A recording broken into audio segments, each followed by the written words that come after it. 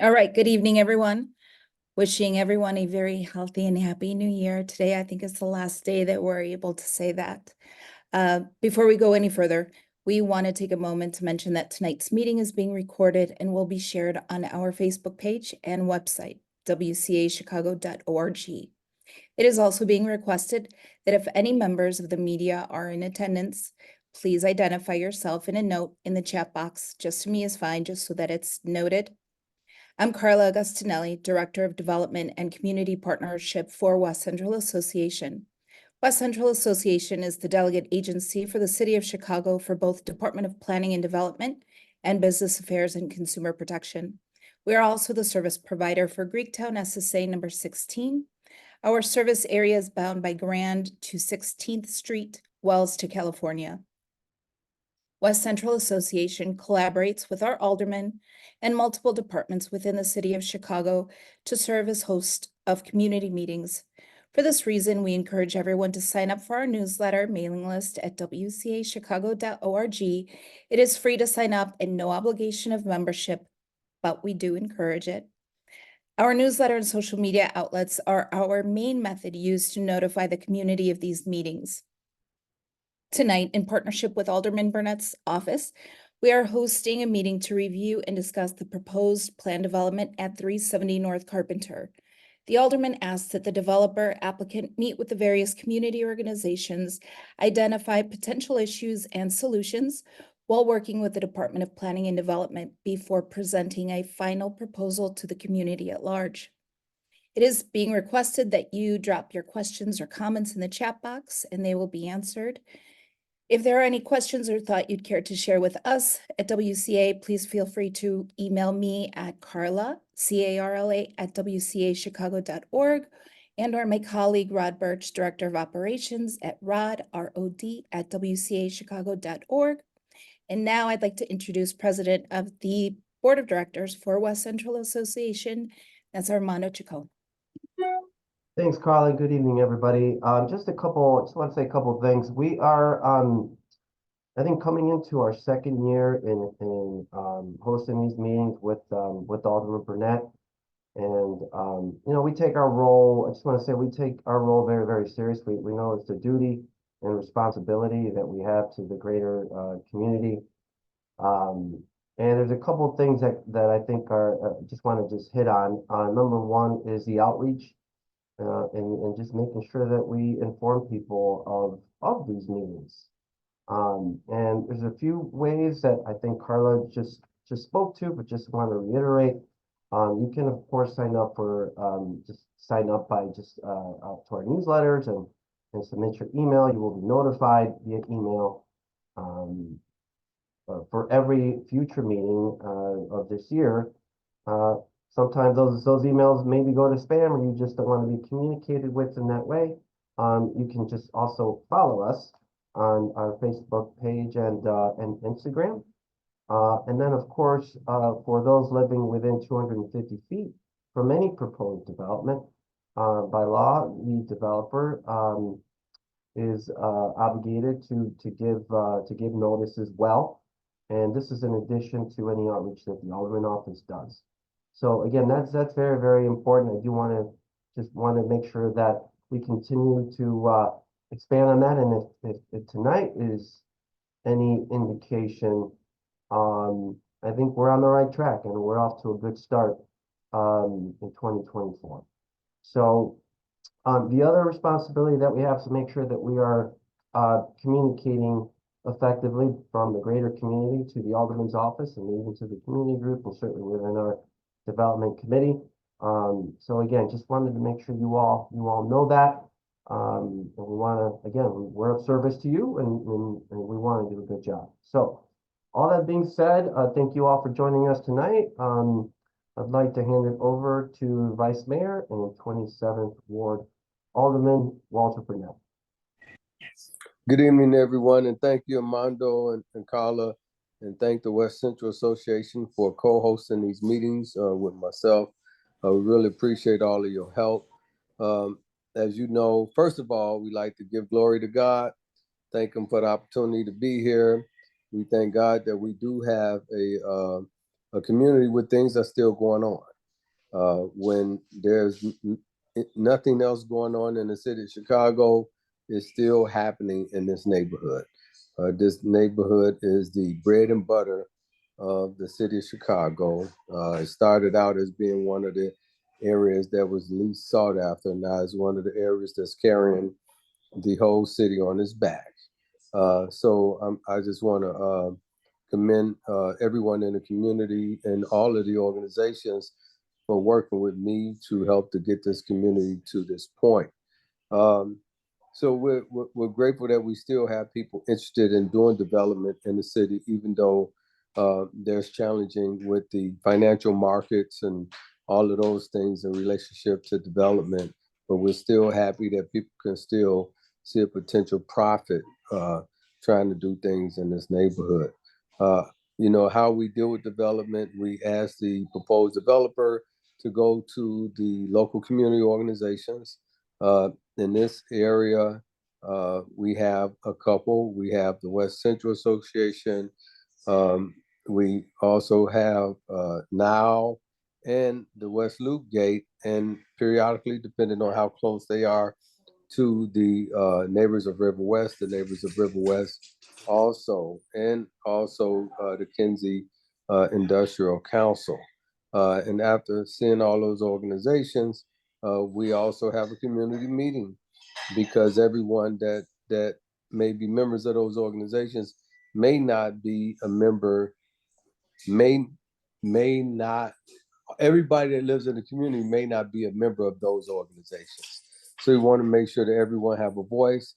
We try and air out everything here at these meetings before this go down to the planning commission or the zoning board, so that we don't air out anything in public. We air it out amongst ourselves in the neighborhood, and whatever people concerns are, we try to encourage folks to try to work it out.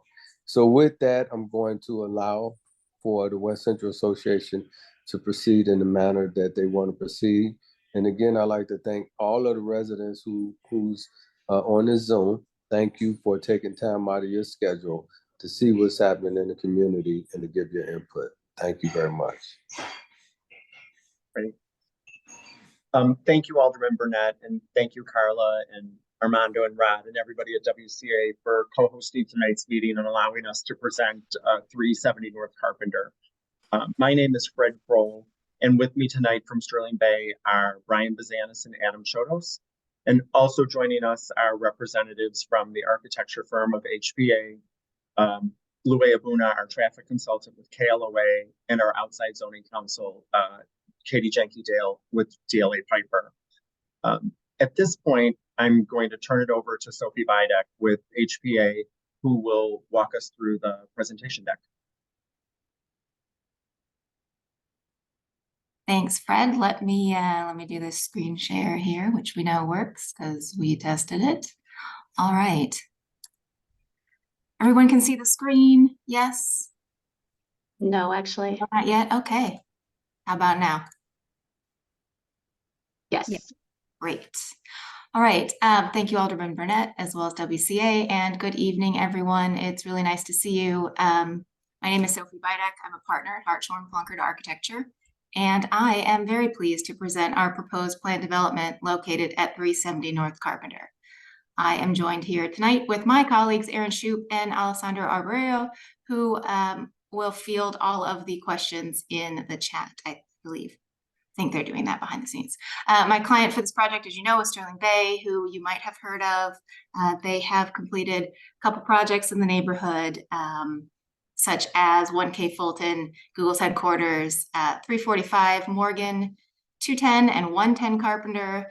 And I have the very wonderful pleasure of working on a project, a residential development with them that is underway at 225 North Elizabeth. We've been working on this particular project for quite some time. As you can see here in this timeline, we met with Alderman Burnett back in August of last year. We had discussions with him and then multiple meetings with the City of Chicago's Planning Department, as well as meetings with WCA and NOWL, which have led us to the proposal that you see here tonight.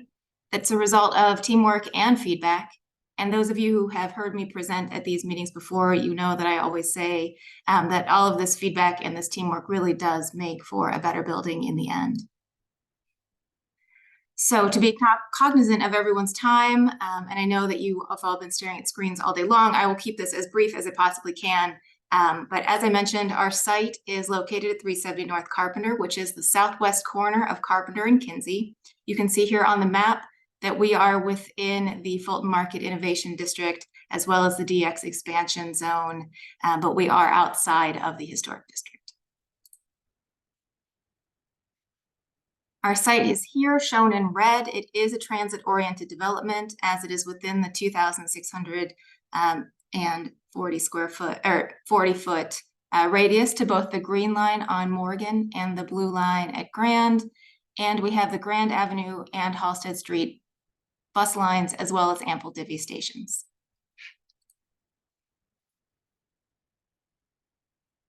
Not only are we planning to create a development that provides ample access to multimodal transit, but we hope to significantly improve the pedestrian experience. As you can see here, our existing conditions include a south side adjacency to the metro lines, 72 feet of existing curb cut along Carpenter, and a blank building facade along Aberdeen and Kinsey.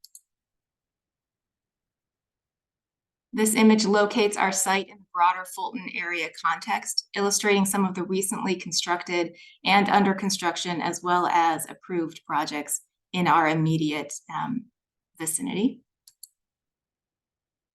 Getting into the building design a bit, this diagram illustrates some of the transformations that our building has made over the course of the last 6 months that result in the building massing that you'll see here tonight, which angles away from the street in order to maximize our interior downtown views. It lands its lobby in the publicly accessible green space along Carpenter, and it creates open space along Kinsey to support active retail space. You can see here in the rendering of our northern facade, this is the building along Kinsey Street. The building's angled facade and staggered fenestration will allow for the building to transform as the sun moves throughout the day and hits these angles. The building also rests on a masonry base, which you can see that masonry base here, as well as the open green space in this view on the left-hand side. You can see our residential entrance. The project that we are presenting tonight has 390 residential units and 156 parking spaces, which is a 40% ratio. And we are proposing 6,420 square feet of retail at grade and an exterior open space at grade, which is about 5,230 square feet. The building will be 28 stories tall, which, as you can see on the right-hand side of the screen, it is shorter than its neighbors that are under construction and recently approved, for what that's worth. Here is an enlarged view of that open space that I mentioned, as well as our residential entrance along Carpenter Street. In the center of the building, to the very far left, is a grade level bicycle entrance and a private dog park, which I'll talk about a little bit further into the presentation. The overall building design is in accordance with the West Loop design guidelines and the Fulton Market Innovation District Plan. We've lined the Carpenter, Kinsey, and the majority of Aberdeen facades at grade with transparent windows, active uses that create a vibrant pedestrian experience and provide more eyes on the street. You can see an emphasis on the residential entrance at grade. We've included grade level plantings, a park space to enhance the public realm, as well as provisions for multimodal transportation. This is a slide with some significant amount of text and numbers illustrating how we have implemented the city's zoning ordinance into our ground floor design. Items such as avoiding blank walls and providing active uses that overlap the West Loop design guidelines as well as the FMID. In the plan that you see here at the bottom of the screen, everything that is not colored in gray is an active use at grade, whether it be the retail, the lobby, or residential amenities. We have a significant public open space along Carpenter Street that enhances our building's entrance, along with canopies and a gradual transition in bulk of the building with significant setbacks above the podium level.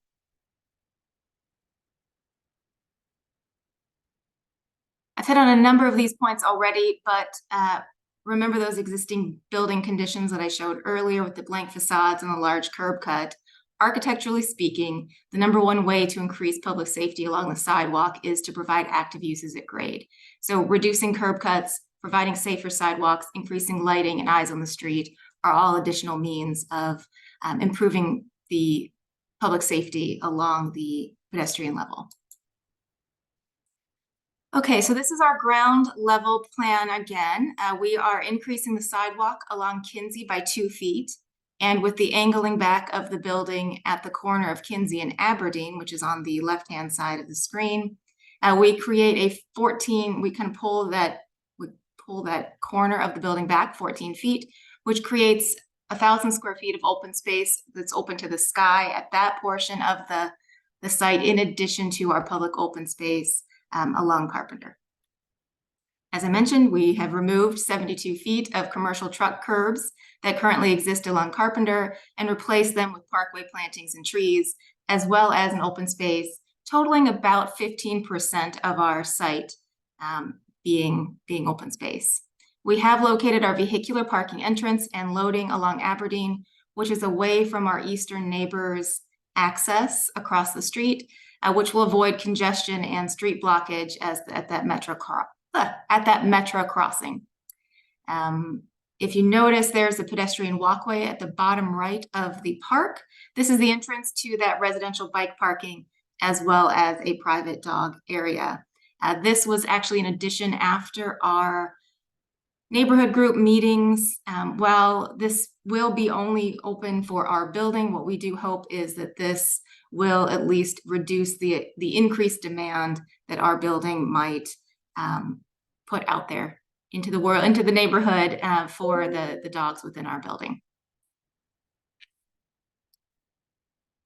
Okay, everyone loves a good traffic slide. So this is a graphic representation of our traffic study that explains what our traffic engineer's recommendations are, which were to locate the garage entrance on the Aberdeen side rather than on the Carpenter side, in order to avoid not only congestion with our neighbor who has their vehicular access immediately across the street on Carpenter, but this also will most importantly prevent cars that are waiting to turn left from queuing onto the railroad tracks and creating an obvious safety hazard with cars waiting to get in and queuing on active Metro line. We do plan to achieve 100 points on the city's sustainability matrix. The most significant way that we plan to do that is by pursuing Green Globe certification. So we are seeking 2 globes. This will incorporate water use reduction, exceeding the energy code, green roofs, tree plantings, and various strategies that increase multimodal transportation, as I have mentioned, like our bike parking and EV charging. I will buzz you through these plans very quickly. You've seen the ground floor before. Starting at the left-hand side of the page here, you see our parking on levels 2 through 4. And then you'll see the 5th floor residential amenity plan. You can see our building sets back significantly from the street and includes an amenity terrace, as well as a south-facing exterior deck space and pool. The bottom left is our typical residential footprint on 6 through 27, with roughly 19 units a floor and residential terraces to the east and the west. Lastly, you see our rooftop plan with residential mechanical that will be screened and a rooftop lounge and exterior deck that features sunset views to the west. At this point, I'm going to turn it over to Fred from Sterling Bay, who can walk us through some of the benefits to the public as a result of this proposed plan. Thanks, Sophie. Among the benefits, I won't read them all here, but we will be making a roughly $3.2 million payment to the Neighborhood Opportunity Fund. The project is estimated to generate over 1,700 construction jobs and over 30 permanent jobs, as well as attain the city's 26 and 6 MBEWB participation goals. In addition, all of the affordable housing units will be built on site. And generally speaking, there will be improvements to the surrounding streetscape, along with a reduction in existing curb cuts and new crosswalks and better lighting, as well as the generous open space that Sophia described along Carpenter. And I think at this point, we will open it up to questions. Thanks, Fred and Sophie. And I'm Katie Jenke-Dale from DLA Piper, like Fred said, outside zoning council, and I'll kind of go through the questions. I know Alessandro has done a great job answering some along the way, but I'll kind of try to group them together on ones that maybe we've, are better addressed live. So there were a couple about bike parking. I know that Alessandro replied about the fact that we will have 390 bike parking spaces, planning on 5% bike parking to be ADA accessible, which are not vertical stalls. There was a question about cargo bikes, which I'm not familiar with cargo bikes, so I don't know if you're familiar with them, Sophie. The question was, I'm seeing more neighbors using those to get groceries and take their kids to school, and they don't work in vertical racks. So I don't know if we've designed the bike room to that level of Maybe detail. they're just a little longer. They're just a little longer, and they have space usually actually in the front from what I've seen. Just imagine a much longer bike Okay. that has some cargo, typically I think in the front. Yeah, I did not know that that was the term, but I have seen those. We haven't, Katie, you're right, we haven't gotten at that far into the actual development of the bike parking room itself. But now that we know that that is a thing that's out there, that is in the world, and that people are interested in, we can certainly keep it in mind as we start to develop the bike room. It's amply sized, so I could see there being a significant possibility that we can accommodate. Great, thank you, Sophie. A couple of questions, Lue, just to tee you up around traffic. One, and so maybe if we go to the traffic slide, one was whether there are going to be improvements to the bike lanes on Kinsey or Aberdeen. The new protected bike lanes on Jackson have been great. And then relatedly, well, I guess we can start with that because there are a couple. I don't want to flood you with too many. So are you familiar with, I'm not sure if there are any plans to bike Yeah, lanes. I'm not, this is Louis, but I'm not aware of any. I know that CDOT is working on developing bike lanes on Racine and May as part of the conversion to one-way pair at some point in the future, but nothing that is in the works as far as Kinsey. Okay. And then this may be, maybe the site plan, there's a question about dedicated delivery zones on the curb. This reading from Michael, I bike through West Loop often, and there are lots of delivery vans parked in the middle of the street or bike lanes causing dangerous situations. So and he also loves the extended sidewalks. So you want to walk through where deliveries would occur, either Louie or Sophie? Louis, have you looked at that at all, or? Yeah, I mean, the deliveries, there's the loading dock is off Aberdeen, where the cursor is there. And we have run truck turning diagrams to make sure that the trucks are able to maneuver in and out of these loading dock without any infringements or conflicts. So yes, there is a dedicated loading area, so all the deliveries will be made internal to the building and not on the street. And then the final one, Jane has asked, how does this building plan tie or relate to the city's traffic study for the area? I think that CDOT's doing one of those. I don't know. I don't think that that's been part of the discussion yet, other than that they're reviewing the project as part of the typical review. If you have anything to add there, Louie. No, that you're correct, Katie. I mean, they're studying it, and probably their study for the overall West Loop is an ongoing study. So as these developments come online, I'm sure they plug it into their model to make sure that that traffic is incorporated. Great, thank you. This is a question, I'm not sure who it's for necessarily, from Butler, asking, can the West Loop design guidelines be updated along with the area update 2024 plan? West Loop design guidelines have become boring and repetitive. I think maybe we just make a note of that, unless either WCA or the Alderman had any insight there, but we can definitely note that. Okay. Noted. Thank you.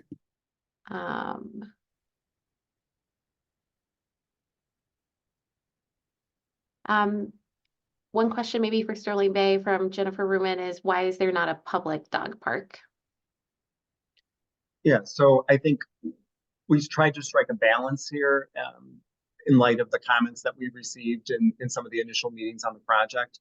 And I think where we came out was trying to provide a very generous space for dogs for residents of the building in order to take some of the stress off of what we were hearing were, you know, limited dog resources in the neighborhood. The next question, Sophie, was from Butler, whether we considered looking at putting at least one level of parking below grade to minimize the building space. We did briefly investigate it. It ends up with one below and some above. It really starts to eat up our building with ramps, right? We have ramps down, we have ramps up, and we were really trying to maximize the amount of open active uses at grade and really increase the amount of pedestrian walkability along the sidewalk. So ultimately, because we are only providing 40%, we chose to consolidate our ramping and put it above grade.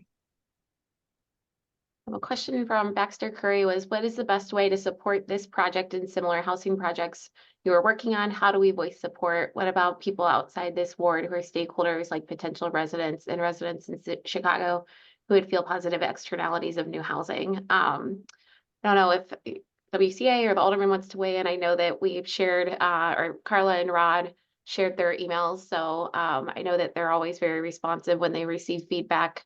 This project does have to go to the Plan Commission, which I think that the Alderman mentioned. So there's always an opportunity to write or show up at that meeting and speak.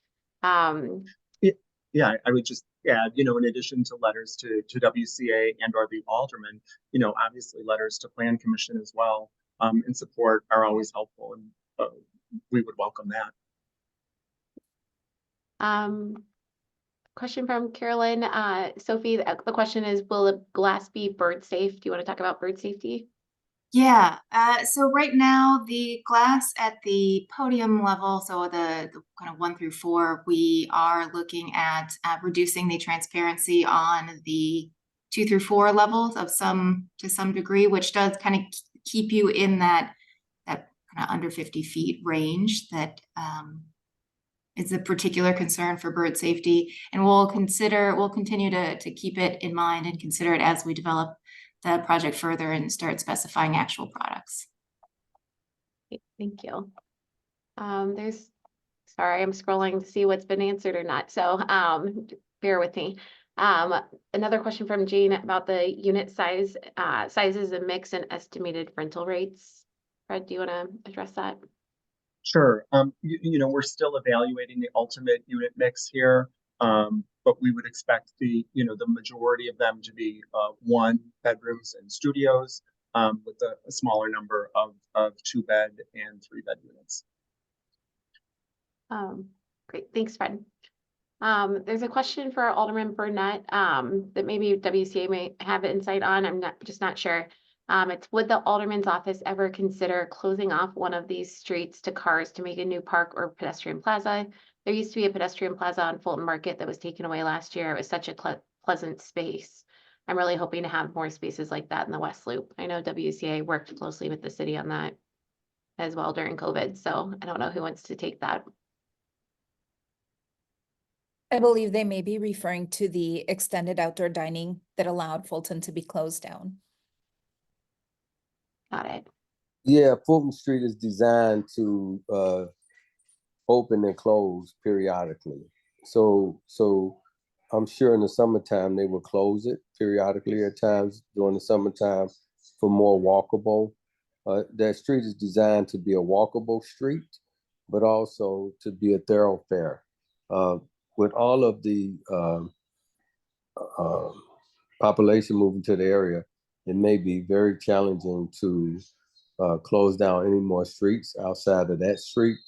But also, that's why, as you can see with this development, and this is not the first development, there's several other developments that's coming on that have a large amount of open space for the public.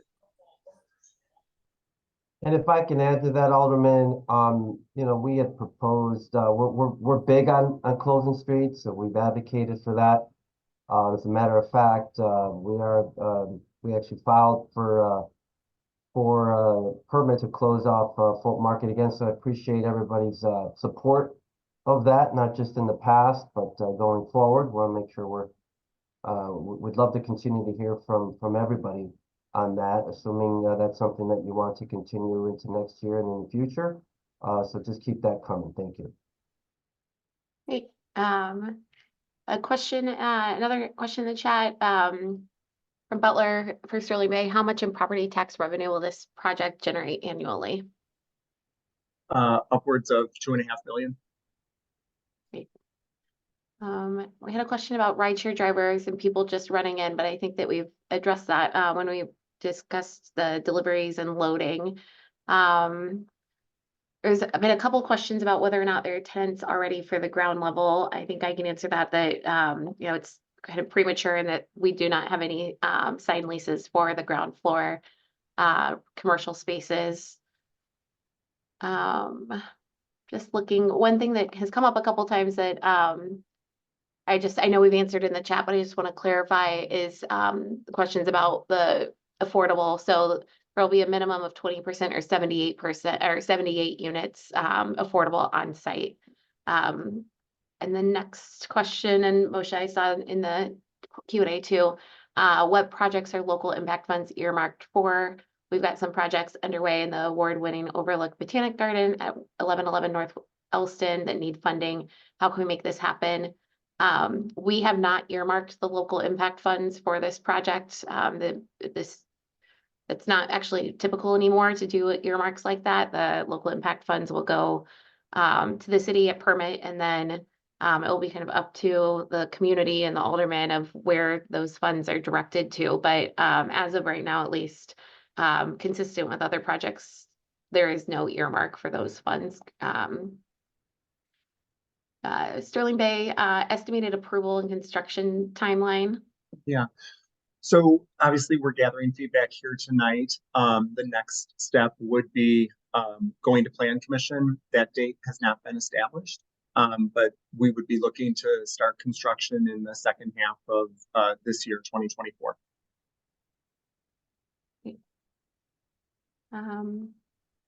Louis, I don't know if you know this answer, if this data exists, but someone had asked how many people in the West Loop own a car. Do we know that? I know that we've some data out there. Yeah, I don't have that information, no. You can try to find that and circle back through WCA. Well, I mean, I can say that, you know, obviously the bar for parking ratios have changed dramatically over the last decade or so. And, you know, I think early on, I think we were a little concerned about parking ratios in the, 30s and 40%. So for the most part, that's been working well. On a rare occasion, there has been a waiting list for some of the apartment buildings with parking ratios that low, but it's been more the exception than the norm.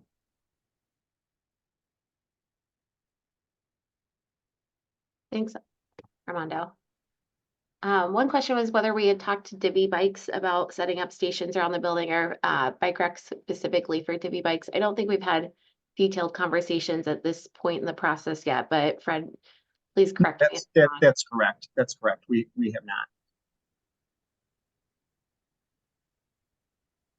But I think to go back to the point that I think Sophie had made, we are providing, literally hundreds of on-site spaces for bicycles within the building. Right. I would also say that electric scooters are becoming, I think, more popular. So maybe accommodating for that potential growth in the future is something to consider with, outlets to connect the chargers and all. Yep. That's something we will take a look at. Yeah. One thing I just want to note is I am seeing comments come through, and we are making note of all the comments that are coming through in the chat as well. So just because they haven't been read, I'm just trying to answer some of the questions that I'm seeing. One was Baxter had asked if 40% is the parking minimum. That is correct. So the PD currently provides for a 0.4 parking ratio as a minimum. Sophie, question about train noise. Are there special considerations for the amount of noise from trains, given we're by the tracks? Yeah, there are, and we are taking that into account. We do have an acoustician on the team who will help us to analyze that as we start to specify our glass for the floors that are impacted.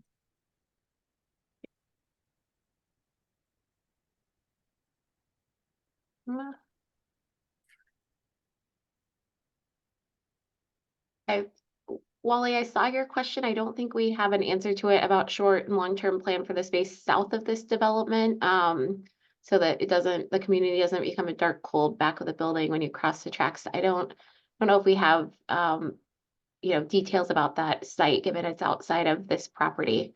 But we did note the question, and we can definitely take it back to the city.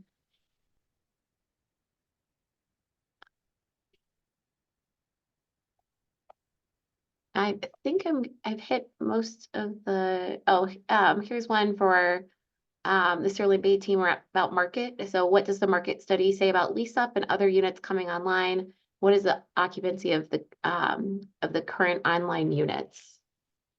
Yeah, so that's something that we are very mindful of and pay very close attention to. We still feel there is good demand in the neighborhood for additional units, and that's why we're proposing this project. Our lease up efforts at 160 North Morgan have gone very well, and I think as people may be aware, we will be bringing online 225 North Elizabeth in the first quarter of this year. So we still continue to see demand, and that's leading to our moving forward with this project. Thanks. And kind of similar to the market question, is this development meant to be luxury or economy, as you stated, majority 1-bedroom and studio? Yeah, I mean, there'll be I think a mix of unit types. Luxury, I'm not exactly sure. I think that means different things to different people. But we will have obviously a broad mix of units offered within the building. I know we've already talked about anticipated rents for market. Just to clarify for the question about the ARO tenants, those units will be provided at a weighted average of 60% AMI. The city sets those rents and AMI is area median income. And so the ARO has a very specific requirement as far as what those units have to be, what those rents can be. Like I said, it's a weighted average of 60% with a certain percentage at or below 50% and a certain percentage at or below 40% and a maximum of 80%. And those rents change are updated each year and vary based on utilities paid for by the landlord or tenant, but will be affordable at those levels. HPA, there's a question following up about the all-electric vehicle or building. Would we have electric charging stations for cars? Yes, we will. Okay.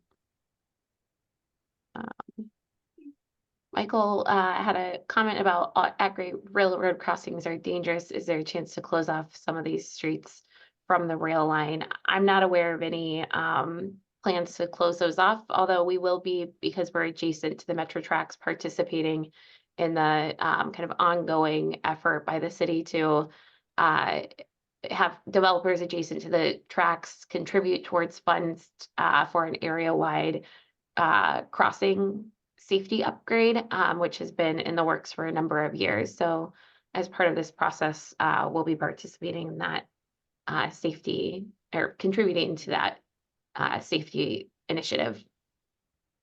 And I think part of that is wound into the traffic study that CDOT had been conducting in the overall neighborhood. I don't know, Carla or Armando, if you want to speak to that because I know WCA did host a community meeting on that.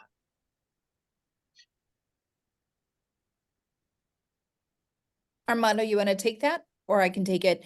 Essentially, we are still kind of working with the community and getting feedback and working with the city and try to putting all these pieces together, but we should hopefully hear an update from CDOT by the end of the month, hopefully. Yeah, thanks, Carl. And I'm sorry, Jennifer, that I missed your question above. They were asking about whether a light study has been conducted, and I think that the concern was primarily for the properties to the north of Kinsey. I'll confirm that. Sophie, do you want to speak to that and how the building mapping was arrived at? A light study or a shadow study? It says light impact study for buildings north of Kinsey, specifically on Hubbard. No, we have not done a light impact study. But I'll look into doing one, see what that entails. And then there's a clarifying question of whether the building is planning to be all electric. Oh, meaning if we're providing like gas, washer dryers, appliances, etc. We have actually not gotten that far into the product specification. But I know that the city is pushing harder and harder for us to make provisions to accommodate for all electric. So we will start to investigate that as we further develop the building. For Sterling Bay, did you ever consider proposing this as condos? I'd really like to buy a condo eventually and have considered West Loop, but there are so few condo developments. Yeah, at this point, no. There really has not been a market for a condo building of this scale. This is a question and concern for the alderman or city. Can this become a larger walking path and bike path from the west to east and out of the city? And should some of these developments help fund it? And this was to address so that these new buildings that are accounting for that in their overall design and construction. Not sure if I'm familiar with the larger walking path or bike path in the city plans, but I don't want to speak for WCA or the alderman. Well, I think as a community, we can look at that overall and discuss that with the Department of Planning. I think, this development and this developer and all of their projects, they have offered a lot of open space on their developments. As you can see, this sidewalk is wider and both on Kinsey, but also on Carpenter Street, and they have a lot of open space. On some of their other developments, just kitty corner to this or around this, there's a larger open spaces on all of those developments around this. So I think it's going to naturally turn out to be a larger walking path pretty by default, because everybody's making the sidewalks wider and they're offering a lot of open space on their projects. I think overall, myself, the community and the Department of Planning can look at it and see how it all come together and give it some consideration. I mean, I'm open to that. Great. Thank you, Alderman. Baxter asked a question, I think more about process, the likelihood of this project being approved, what could kill it, suspected roadblocks, and when we will know if the project is a go. I know Fred mentioned this earlier around timing, but we're here tonight to hear from the community, and we've met with the community groups. We of course need to circle back with after we hear all of the feedback tonight, and discuss it with DPD. So I don't know if we have a specific date, but we hope that the building, and it seems like we're hearing some positive feedback in the chat. We hope that the community supports it and we can move forward with it. But we don't have kind of a solid deadline or date that we could share as far as when we would know, because it's an iterative process with the city and the community. That said, our next step would be going, if we were to move forward, would be going to the Plan Commission, meets the third Thursday of every month, and is a public meeting if we were to proceed. Katie, just a quick question. Is the Committee on Design still a committee you have to present to, or are they still in play here? Believe it still exists. They haven't met the last few months, and not all projects go to it. This wasn't one that went to it, but I'm not sure if that means that it won't kind of start to meet again, notwithstanding not meeting the last few months. But like I mentioned, not all projects go to it, and this was not one that was selected for it. So we worked with both the feedback that we received from the community groups, but also through comments on design from the DPD design team. Well, in the past, they have influenced against public green space.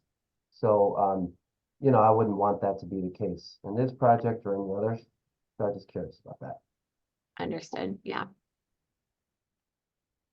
There's a question about whether there was any consideration to use mass timber as a building material, given there's something like a 60% decrease in CO2 emissions compared to steel. Yeah, speaking on behalf of HPA, we love mass timber, and I believe Sterling Bay does too. Unfortunately, the height of this building makes mass timber not an option, given that it wouldn't be allowed by the current building code.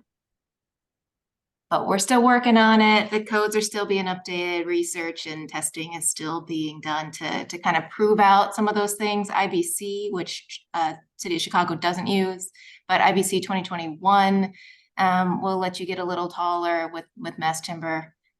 But we're still kind of pushing along in Chicago for a mass timber high rise.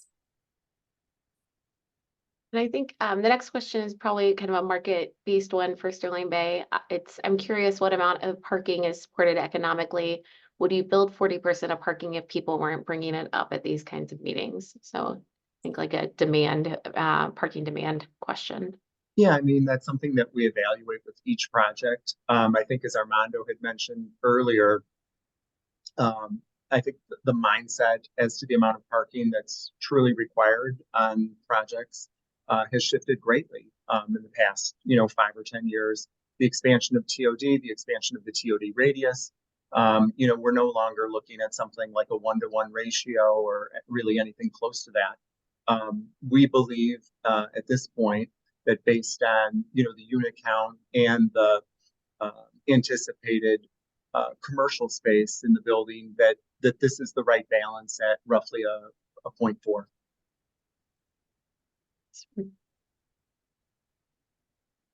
Think, and like I said earlier, we are keeping track of all comments coming in the chat, and we'll take those into consideration. So I think I've hit all the questions, unless Carla, do you see any I missed? No, I think you've done a great job at monitoring them, so thank you so much for that. And yes, we are noting all of the comments, and we'll include them in our response back to the applicant and the alderman's office as well.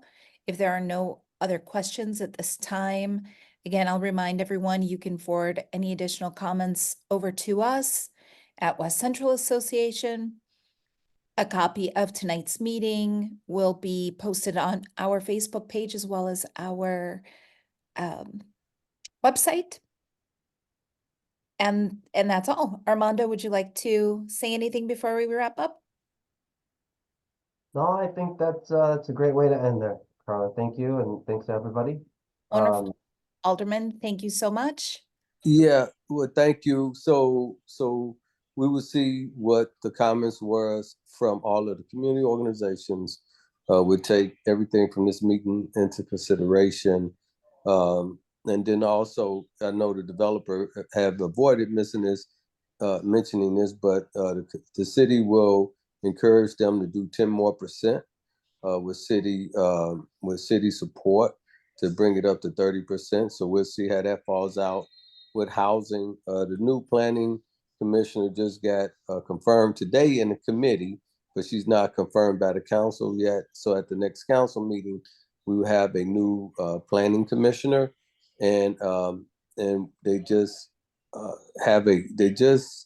appointed a new housing commissioner, but she hasn't been confirmed yet by either the housing committee nor the city council. And she may be coming up to housing hopefully before the next council meeting that's coming up, and they can get confirmed, and hopefully they could put everything together. I'm sure they're talking about everything already. And planning is trying to come up with a way to make it more palatable for developers with support from the TIF in order to be able to do what they need to do with these developments, unless they can find a way of letting planning know that they can do it. Also, another thing that I'm gonna do is ask planning and the developer what's the parking ratio for all of the rest of the buildings in the area, and see how this how this fit into it. One of the challenges with parking overall is if you build it, they will come, right? So the more parking you have, the more traffic you have in the area. I think that was the whole purpose of the TOD. Quite honestly, in planning's mind, they'd rather have no parking in the buildings, but people still need parking with their cars. With smaller units, you find that most people with smaller units have less cars. So we'll see how, and generally are younger, not specifically, but generally, a lot of older people have smaller apartments too that are singles. But so we'll see how it all fall out. I think it's a great development. I think these were great questions by the community. I want to commend everyone for being so engaged. I think I haven't seen this many comments on a Zoom meeting in a long time. It was like coming every 5 minutes, it seemed like. And you guys put my dog to sleep right here on my lap, though. But but outside of that, I want to thank everyone for coming on. And if anyone have any other comments, you can always email me or call my office. I'm at walter.burnett@cityofchicago.org. Thank you very much. Thank you. Once again, thank you, Alessandra and Katie, for your quick and messaging duties. Thank you so much, everyone. Have a good night. We'll be in touch soon. Thank you. Everyone. Good night. Good night.